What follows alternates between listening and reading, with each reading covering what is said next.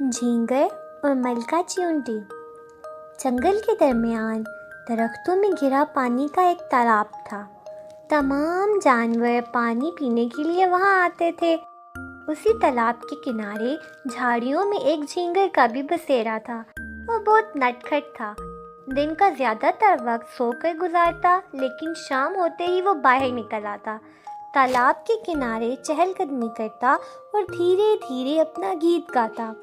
جوں جوں شام ڈھلتی جاتی، اس کے گیتوں میں تیزی آتی جاتی تھی۔ ان دنوں جانوروں کی زندگی بہت تبدیل ہو گئی تھی۔ وہ بھی انسانوں کی طرح مختلف کام کرنے لگے تھے۔ مثلاً لنگور شام کو درختوں پر جھولا جھولنے اور کرتب دکھانے کا شو کرتے تھے، جسے دیکھنے کے لیے ٹکٹ لینا پڑتا تھا۔ شیر اور ریچھ جنگل کی حفاظت پر مامور تھے۔ ان کے ہوتے ہوئے کوئی شکاری وہاں نہیں آ سکتا تھا۔ لومڑی نے بھی اب مفت مشورے دینے بند کر دیے تھے۔ اس نے ایک ٹیلے پر اپنا دفتر کھول دیا۔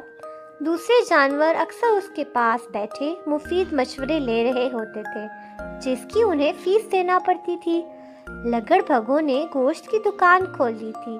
غرض تمام جانور کوئی نہ کوئی کام کر رہے تھے، لیکن میاں جھینگر ابھی تک تمام جھمیلوں سے آزاد تھے۔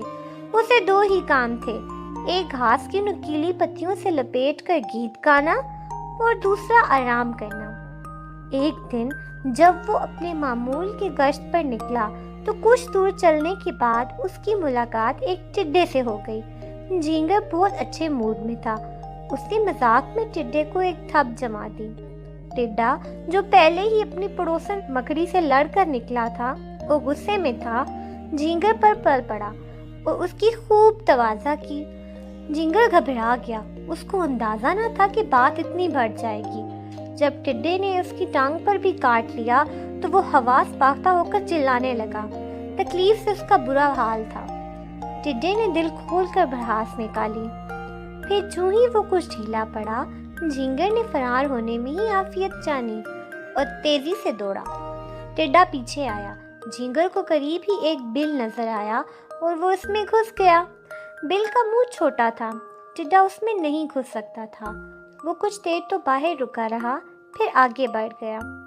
جھینگر بل میں ہی چھپ گیا تھا۔ ٹڈے نے اس کی خوب پٹائی کی تھی، اسے کئی زخم آئے تھے۔ کچھ دیر بعد جب اس کے اوسان بحال ہوئے تو اس نے ادھر ادھر نظر دوڑائی۔ وہ چیونٹیوں کا بل تھا۔ جھینگر اس کی وسعت دیکھ کر حیران رہ گیا۔ اندر لمبی لمبی راہداریاں، بڑے بڑے کمرے اور کشادہ راستے تھے۔ چیونٹیاں اپنے کاموں میں لگی تھیں۔ وہ آنے والی سردیوں کے لیے خوراک ذخیرہ کر رہی تھیں۔ جھینگر حیرت سے پلکیں جھپکا رہا تھا کہ چیونٹیوں کی اس پر نظر پڑ گئی۔ وہ فوراً بن بلائے مہمان کو دبوچنے کے لیے آگے بڑھی۔ انہیں اپنی طرف بڑھتا دیکھ کر اس کے ہوش اڑ گئے۔ اسے اپنی موت سامنے نظر آنے لگی۔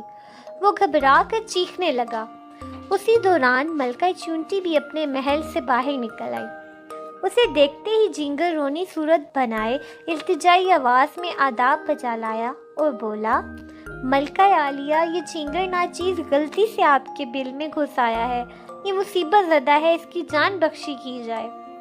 جھینگر نے اپنی اداکارانہ صلاحیتوں کا بھرپور استعمال کیا تھا۔ ملکہ چیونٹی اس کی تقریر سن کر ہنس پڑی۔ اس نے دوسری چیونٹیوں کو رکنے کا اشارہ کیا۔ سب اس کے اشارے پر رک گئی۔ تمہارے ساتھ کیا حادثہ پیش آیا ہے؟ ملکہ نے پوچھا۔ جھینگر نے اپنی دکھ بھری داستان خوب نمک مرچ لگا کر سنائی۔ وہ اس کی بات کو گول کر گیا کہ ٹڈے سے لڑائی اس نے خود شروع کی تھی۔ وہ بولا، یہ مظلوم مسافر آپ سے پناہ کا طلبگار ہے۔ ملکہ چیونٹی نے اس کی درخواست قبول کر لی اور اسے چند دن بل میں گزارنے کی اجازت دے دی۔ ملکہ نے جھینگر کے علاج کے لیے ایک بوڑھی چیونٹی کو بلایا، جس نے اس کی زخموں پر مرہم لگایا اور اسے پینے کے لیے کڑوی کسیلی دوا دی۔ یہ دیکھ کر چیونٹیاں منہ بنا کر رہ گئیں۔ ایک آسان شکار ان کے ہاتھ سے نکل گیا تھا۔ دن بھر جھینگر مزے سے لیٹا بل کا جائزہ لیتا رہا۔ تمام چیونٹیاں اپنے کاموں میں مصروف تھیں۔ رات ہوئی تو جھینگر یہ دیکھ کر حیران رہ گیا کہ چیونٹیاں تو آرام کر رہی ہیں، لیکن کچھ مسلسل کام میں لگی ہیں۔ جھینگر نے اپنا گیت شروع کیا۔ وہ دکھ بھرے انداز میں صدا لگا رہا تھا۔ چیونٹیاں کچھ دیر تو برداشت کرتی رہیں، پھر اس پر چڑھ دوڑیں۔ وہ بولا، ظالموں مجھے مت روکو، گیت گانا میری فطرت ہے۔ ملکہ کی مداخلت سے یہ معاملہ ٹھنڈا ہوا۔ دوسرے دن سب چیونٹیاں اپنے اپنے کاموں میں لگ گئیں، لیکن میاں جھینگر آرام کر رہے تھے اور ایک گودام سے چینی چٹ کرتے جا رہے تھے۔ انہیں یہ احساس بالکل نہ تھا کہ چیونٹیوں نے رات دن محنت کر کے سب کے لیے خوراک جمع کی ہے۔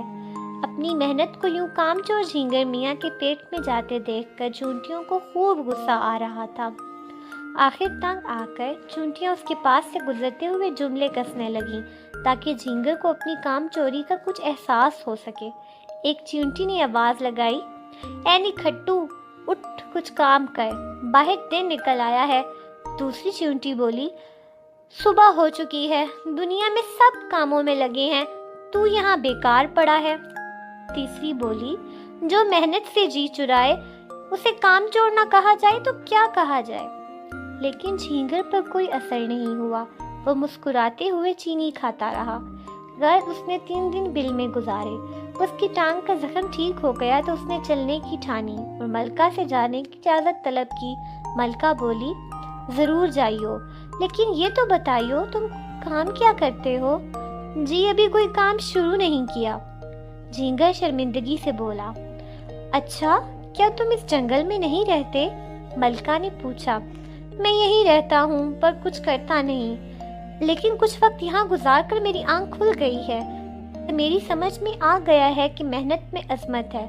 مجھے اگرچہ کوئی کام نہیں آتا، لیکن ہاں میں گیت گانے میں تو ماہر ہوں۔ چیتے نے مجھے اپنے اسکول میں ملازمت کی پیشکش کر رکھی ہے۔ وہ چاہتا ہے میں جانوروں کے بچوں کو کھیل ہی کھیل میں تعلیم دوں۔ وہ مجھے اچھا معاوضہ بھی دے رہا ہے۔ سوچ رہا ہوں میرے لیے یہ کام ٹھیک رہے گا۔